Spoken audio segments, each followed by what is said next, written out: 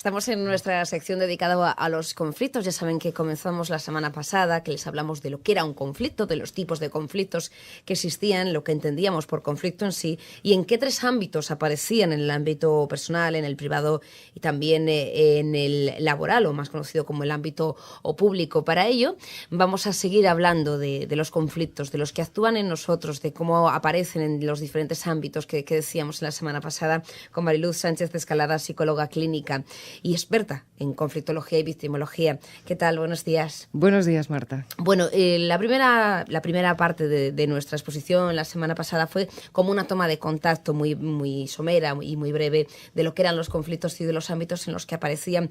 Hoy nos vamos a centrar un poco en el ámbito que llamábamos intrapersonal, en nuestro yo.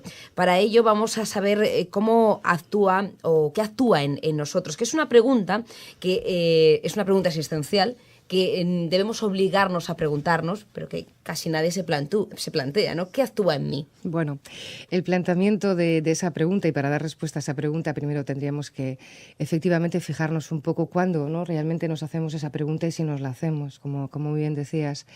O habitualmente esa pregunta, ¿qué actúa en mí?, nos la solemos hacer, pues bueno, cuando ya llegamos a cierta edad, ¿no?, así a los taitantos, ¿no?, que dicen o que empezamos a decir.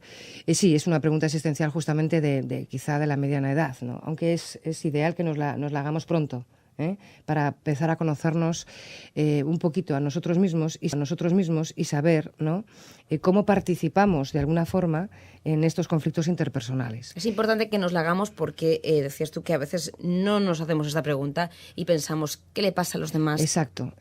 Es una pregunta que la podemos utilizar para un buen conocimiento intrapersonal, pero si no nos la hacemos, muy probablemente nos pasemos la vida pensando siempre qué le pasa al otro. Siempre es el otro.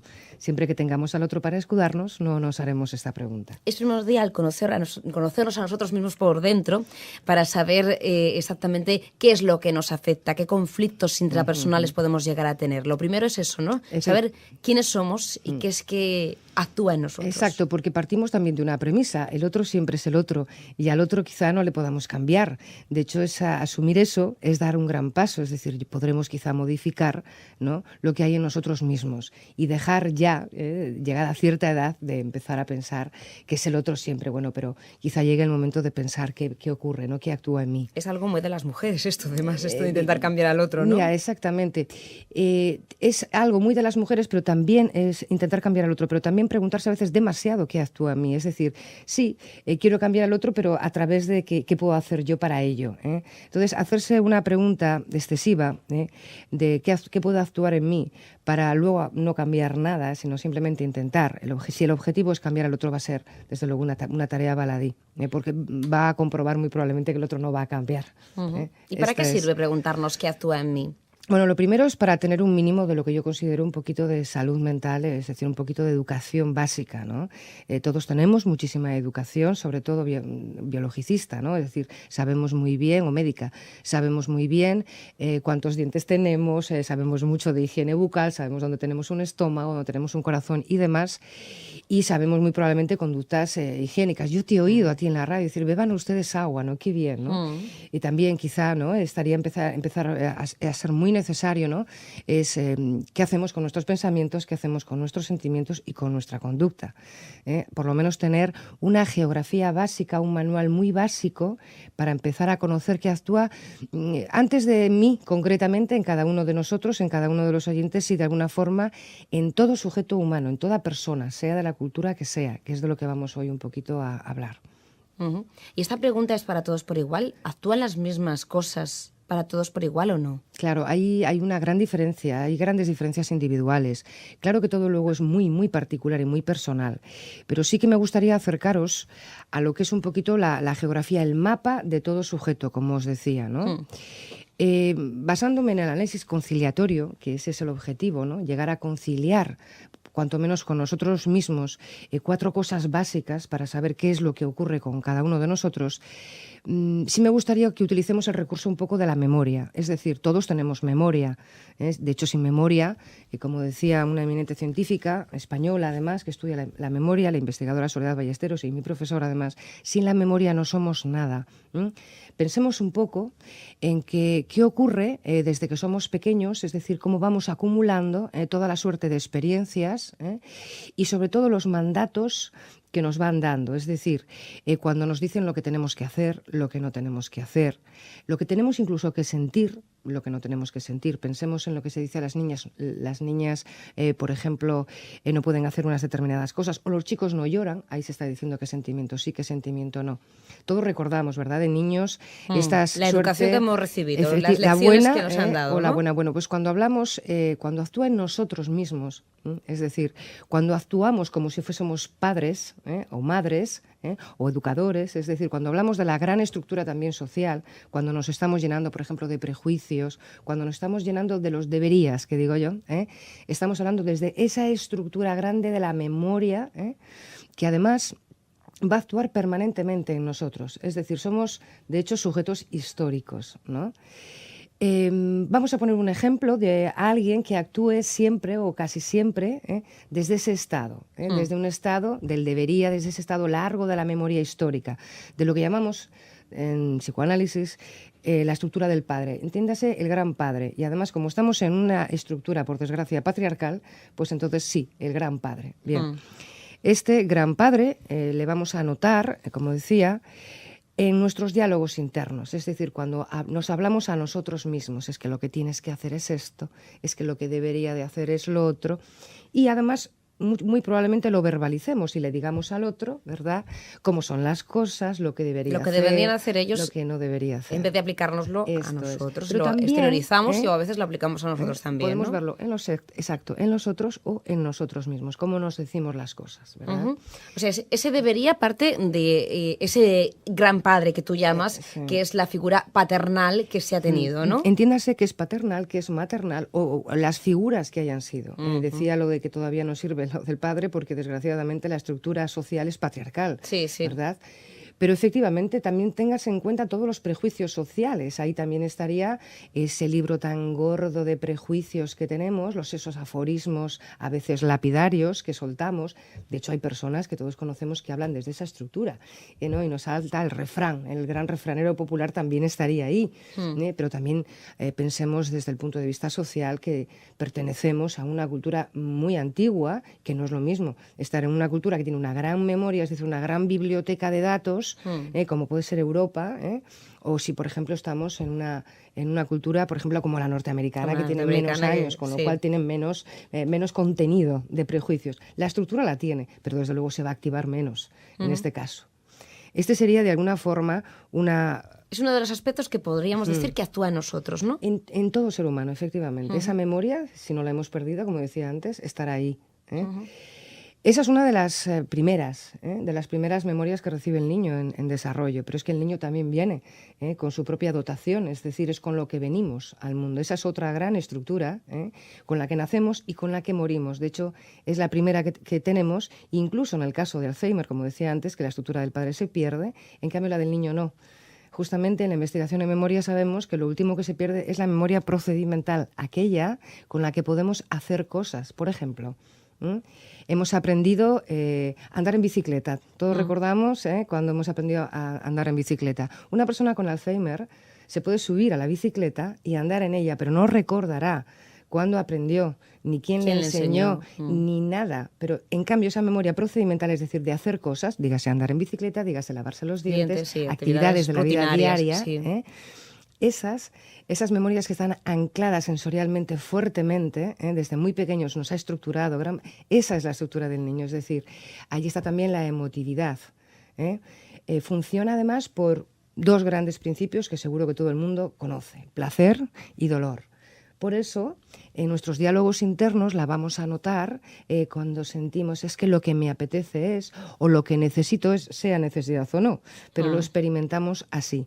Entonces, también en el otro, lo vamos a ver en los demás, si actúa de esta forma, cuando, bueno, actúa siempre desde la parte emocional, que no sentimental, que eso sería de la tercera y última estructura, pero sí esa motivación, ese ímpetu, esa espontaneidad, sobre todo. Está en gran medida llena de las emociones básicas. Emociones básicas, entiéndase, 5 al menos, 3 de la esfera negativa y 2 de la positiva. De la esfera negativa todos conocemos la ira, este enfado, ¿no?, que de alguna forma podemos manifestar cuando nos enfadamos, ¿no? También la tristeza y el miedo, básicamente. Somos, de hecho, uno de la especie más miedosa de todo el planeta. Quizá el recurso del miedo también nos aporta una gran capacidad de aprendizaje que también quedará anclado en esa memoria, para bien o para mal. Miedo, ira y tristeza son las 3 negativas. Exacto. ¿Y las 2 positivas? Las 2 positivas serían la alegría y el afecto. Esas son las emociones, no confundirlo con los sentimientos. Los sentimientos se elaboran con... Los sentimientos se van creando. Vamos formando, es decir, vamos haciendo una especie de paleta de pintor donde ya no hay esos colores básicos, esos 5 emociones básicas, y vamos articulando toda una serie de mezclas y de matices, ¿no? Que eso es lo que nos hace, ¿no?, también como especie tan distintos, ¿no? De hecho, en los animales vemos la emoción pura, en cambio, en nuestra especie vemos los sentimientos y las emociones mezclados.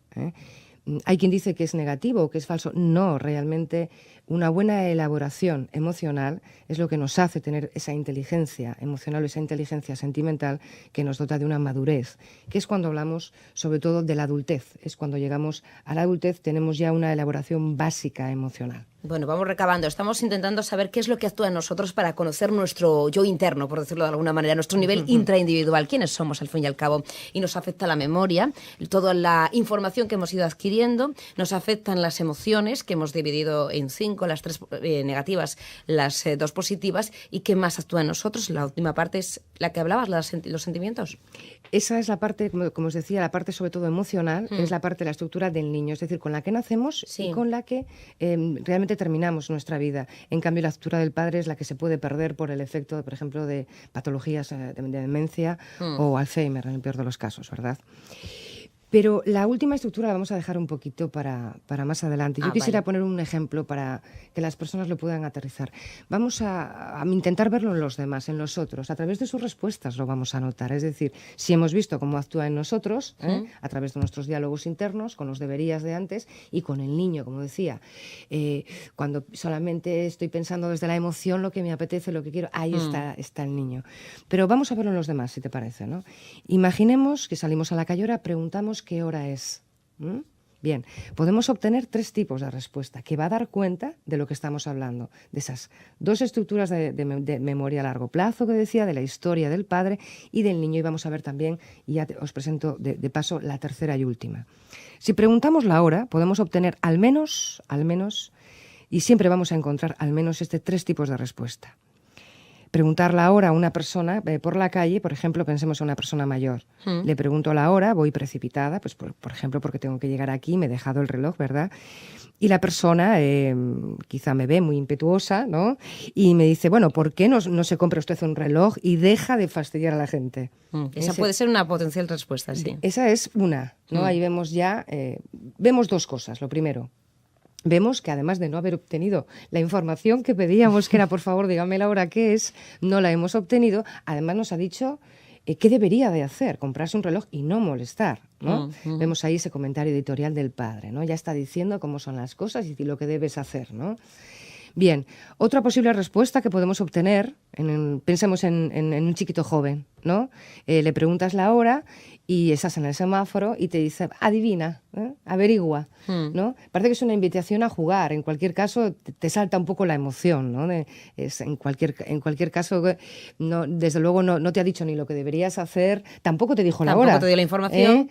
Pero bueno, parece que se activó ahí una emoción. Bien. Y la tercera y última respuesta es a alguien que simplemente te diga, son las 2:30. Sin más, ¿no? Esa tercera respuesta da cuenta ya de lo que llamamos la adultez, es decir, solamente está computando información y devolviendo información, nada más y nada menos, ¿no? Pero creo que de esta forma podemos ver, a través de las respuestas de los demás, ¿no?, efectivamente como esos 3 estados siempre van a actuar en todo sujeto que nos encontremos y también en nosotros mismos. ¿Cómo sabemos, por ejemplo, que está actuando el adulto en nosotros? Ese que nos ha dado la respuesta de la hora que acabo de decir. Cuando actuamos en consecuencia de pensar en una pregunta también básica. ¿Qué es lo que conviene hacer? En este caso convenía que me dieran la respuesta. ¿Qué es lo que conviene hacer? Entonces, cuando actuamos desde esa voz que parece la voz de la conciencia, no confundirla con la voz del padre, que es lo que debería, sino que es lo que conviene hacer, es cuando estamos actuando de una forma madura o adulta. Esta sería de alguna forma, espero que se haya visto esto que parece tan virtual, tan volátil casi, que son realmente 3 grandes países que pueden actuar en mejor o peor concierto. Y de estos 3 países que tenemos, esta geografía del sujeto, es de donde va a emerger gran parte de la armonía o disarmonía o conflicto, ¿verdad?, de la que hablábamos. Allá habrá que ir a mirar cuando exista un conflicto, ¿no? En esas 2 cosas que nos han influido tanto. Recordamos que cuando hablamos de la figura del padre, no hablamos del padre como tal, no, físicamente, ni de la madre, sino concreta, de esas experiencias adquiridas de lo que deberíamos hacer, no solamente de la figura de familia, sino también del entorno social, que es el que también nos marca muchas veces ese debería que apuntábamos. Y nos decías que nos ibas a hablar de la tercera, ¿no? De la tercera cosa que actúa en nosotros. La tercera es la adultez que te decía, es decir, el adulto. El adulto quizá empieza a desarrollarse cuando el niño empieza a caminar, empieza a desarrollarse a poquito, ¿no? De alguna forma no tenemos un crecimiento lineal. Hay muchas personas que solamente piensan en el crecimiento lineal como un crecimiento como cronológico, como si fuera, realmente crecemos a saltos.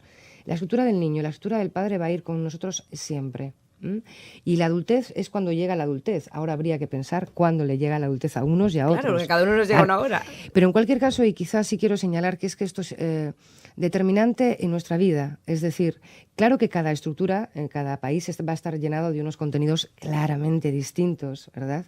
Pero que los 3 son necesarios, porque si no entraríamos en grandes problemas, ¿verdad? Los 3 hacen que nos compensemos, por decirlo de alguna manera. Los 3 son necesarios, son útiles, y realmente de la coherencia, de una mínima coherencia entre esos 3 estados, es donde vamos a obtener mucha energía, mucha fuerza. Si, por ejemplo, pensemos en profesiones, esperemos que, por ejemplo, un juez actúe desde la estructura del padre. Ahí están también las leyes, están todas las normas, ¿verdad? Parece que ya por profesión, por deformación buena profesional, vamos a esperar que, por favor, actúe desde ese estado, ¿verdad? Pensemos también en un sacerdote o pensemos en nuestra actividad cuando nos toque y demás ser padres o madres. Se espera que tengamos energía puesta ahí, ¿verdad? Entonces tiraremos de nuestra memoria y a veces nos sorprenderemos diciendo frases como nuestras propias madres, aunque juramos no decirlas jamás, ¿verdad? Y saltan. Esto seguro que lo está entendiendo todo el mundo. Todo el mundo. Entonces, está ahí, ¿no? Es como justamente nos salta esta. Bueno, es esperable, como digo, sobre todo por profesiones. Pero pensemos, por ejemplo, en un artista. Seguramente que esperaremos que tenga esa creatividad, esa emocionalidad, esa intuición que se espera de la estructura del niño, que es cuando se empieza a desarrollar. Pensemos que todo sujeto creativo, todo niño de aprendizaje es un niño creativo y es un niño de juego. Todo lo aprendemos a través del juego, por eso es tan importante el juego. También lo vemos en los animales, ¿no? Sobre todo una hembra criando, como con los pequeños les enseña caza y demás. Es decir, a través del juego, todo es a través del juego. Con lo cual un creativo parece, ¿verdad?, que tiene que tener esa estructura fuerte, con mucha energía. Eso no quiere decir que el adulto no esté, es decir, claro que va a actuar, es decir, vamos a actuar computando información, respondiendo a lo que tengamos que hacer, es decir, a lo que conviene, que decía antes. Pero va a estar más al servicio del niño, es decir, se va a servir. De niño, sí. Un creativo se va a servir. Yo, por ejemplo, recuerdo cuando Picasso... No es que tenga más estructura de esa, sino que se va a servir por su profesión más de esa parte que tiene, ¿no? Con lo cual lo tendrá más activado, efectivamente. Yo recuerdo, como decía, una frase de Picasso, ¿no?, que le preguntaban, maestro, ¿cuándo le viene a usted la inspiración?, ¿no?, como si le viniera, y siempre respondía... mira, la inspiración consta de trabajo, trabajo y trabajo. Él estaba diciendo que efectivamente es desde un adulto que conviene meter muchísimas horas de trabajo para poder realmente estrujar esa creatividad. Es decir, decir, no nos engañemos, el creativo también tiene un adulto potente y fuerte, y esperemos que así sea, pero pensemos en otros creativos que no lo tenían, que tenían solamente... La vena de niños, sí. Total, ¿no? Pensemos, por ejemplo, en un Dalí, ¿no? Que Gala parece que hacía de esta adultez, ¿no? Es decir, es importante, como decía, que las tres estén en cada uno de nosotros lo suficientemente activadas para poder vivir y vivir a los demás, y vivirnos, en definitiva, más completos como sujetos. Bueno, pues se nos ha echado el tiempo encima. Conocemos ya las tres estructuras que actúan en nosotros. Son las tres, como dice Mariluz, necesarias para el buen funcionamiento de la faceta más personal, más individual. Conoceremos más cosas sobre los conflictos y sobre cómo solventarlos en posteriores programas. Es importante recordar lo que hemos aprendido hoy y lo haremos en la próxima semana. Lo recordaremos con Mariluz Sánchez Escalada, que como bien saben es psicóloga clínica, que tiene su clínica ahí en la calle Plaza Príncipe, número 2, segundo derecha, y que atiende también a través de un teléfono para solicitar consulta en el 942 76 0102. La semana que viene tendremos más tiempo para seguir hablando de conflictología y también de lo que tiene que ver con el nivel intraindividual. Muchísimas gracias. Esta semana que viene. A ti, Marta, muchas gracias.